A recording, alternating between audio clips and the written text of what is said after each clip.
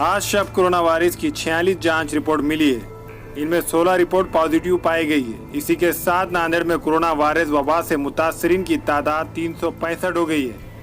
आज पाए गए कोरोना मुतासरीन में 41 साल का गौलीपुरा का मर्द, चैतन्य नगर के 48 साल का मर्द, पीरपुरा नगर का एक 4 साल लड़का, सिडको की एक 43 साल खातून और 24 और 50 साल के मर्द, विष्णुपुरी की 6 खवातीन जिनमें 5 साल की लड़की, 29 साल और 45 साल, 50 साल, 57 साल, 25 साल की खवातीन, 6 साल का लड़का, 19 साल का नौजवान, 35 साल का नौजवान।